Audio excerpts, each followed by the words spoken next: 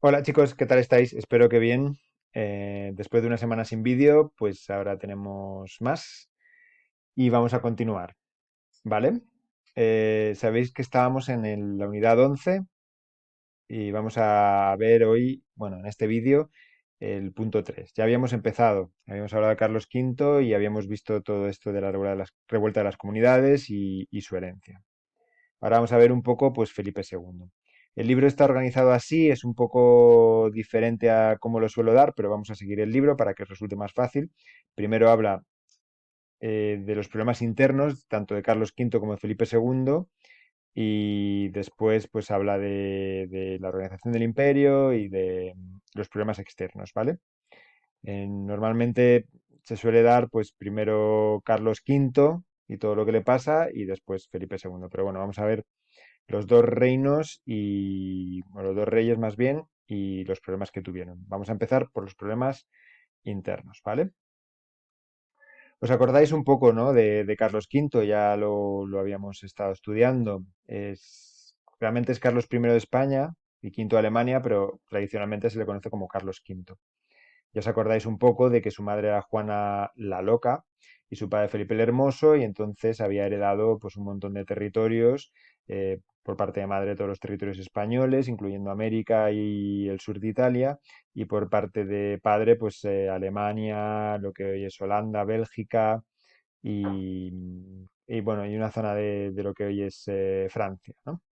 Así que Carlos V, pues así de repente a sus 20 años, pues se encuentra que es el emperador.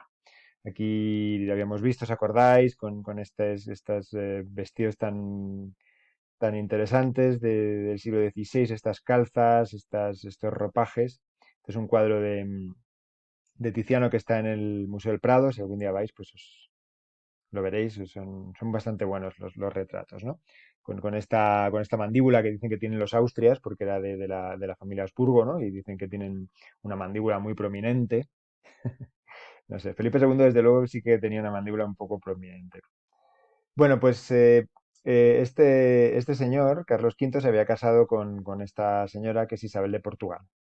Sí, esto es importante para que lo sepáis primero porque realmente era la reina de hecho, de facto, porque en España, porque el emperador estaba siempre con todos sus problemas que tenía en medio mundo, pues en Alemania, en Flandes, en Italia, y la verdad es que tenía España, que era el reino fundamental, sobre todo Castilla, que era el centro del imperio, pues un poco olvidado.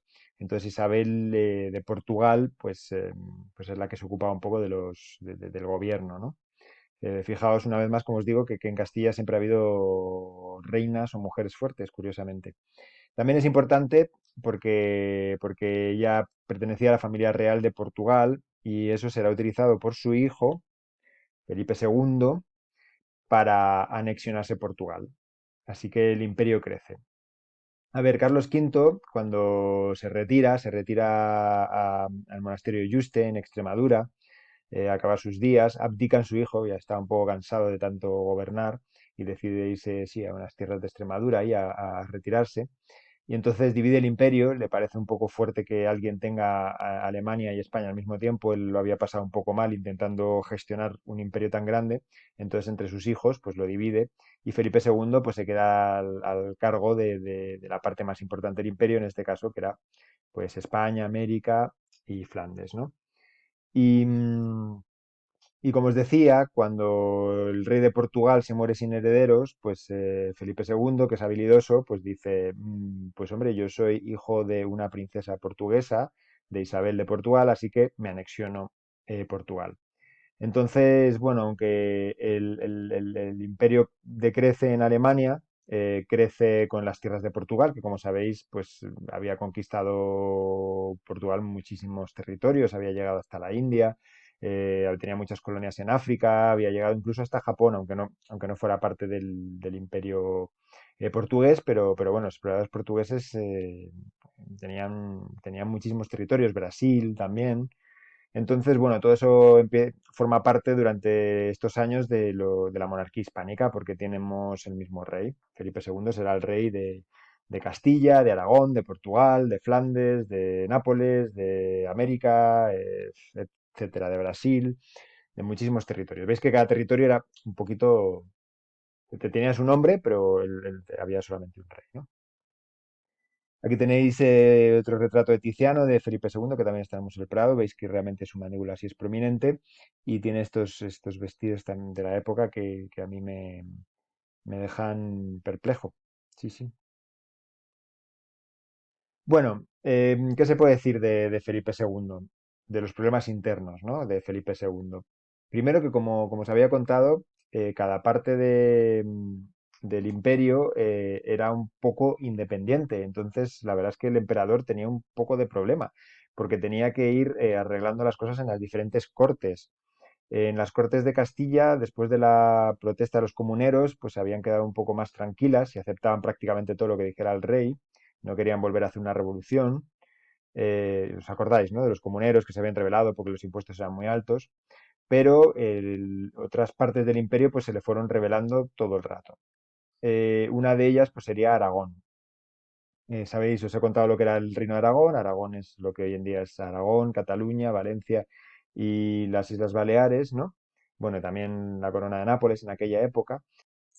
Tradicionalmente se ha entendido que la Corona de Aragón pues tenía unas cortes fuertes y que las cortes, el gobierno de esta región, pues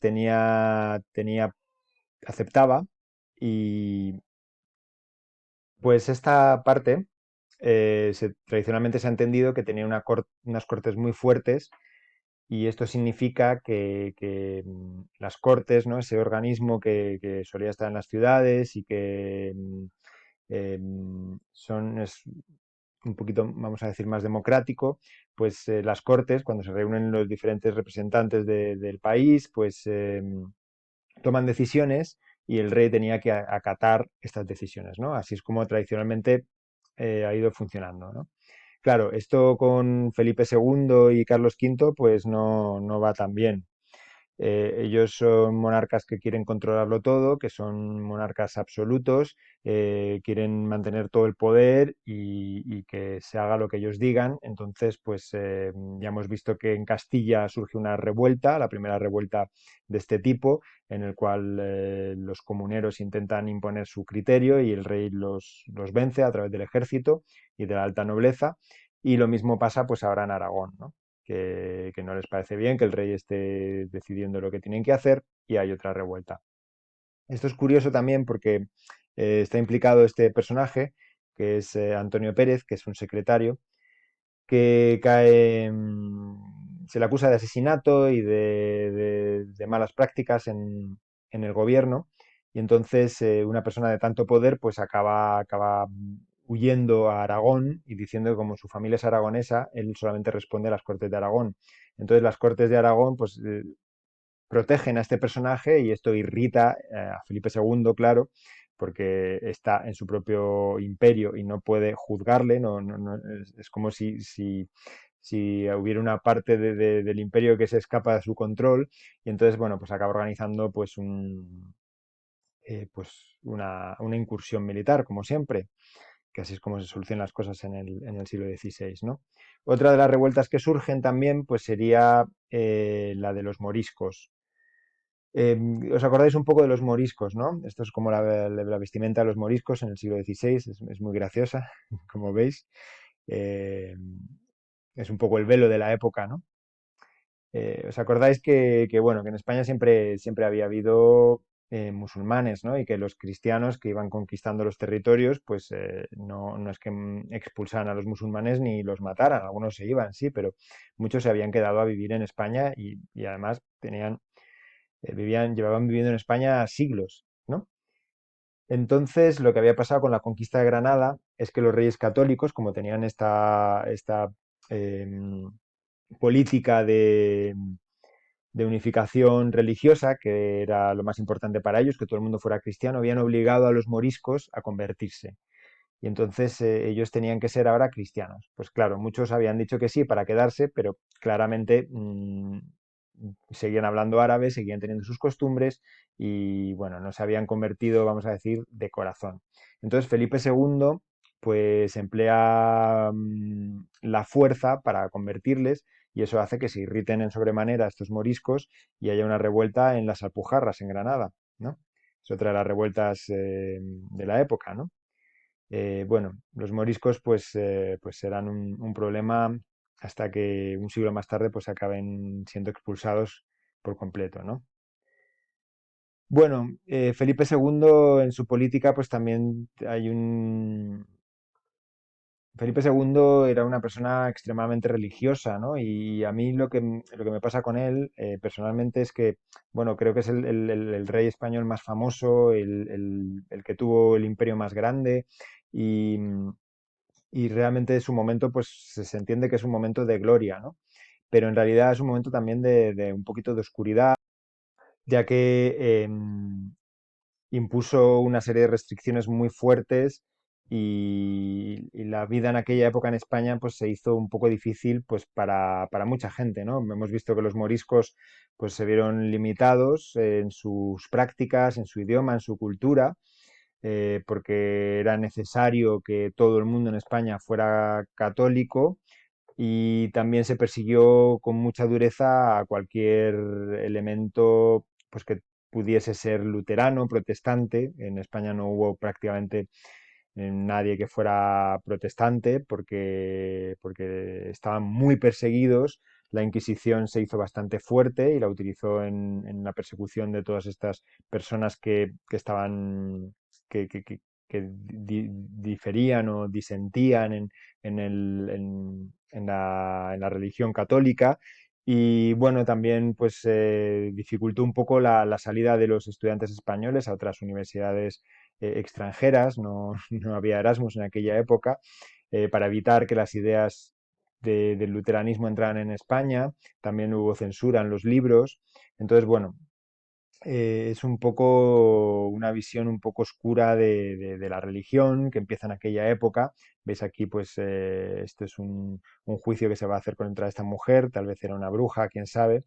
Y entonces, esta idea tan terrible de la religión que tienes que seguir por narices, a mí me parece que es bastante típica del siglo XVI y luego del siglo XVII también.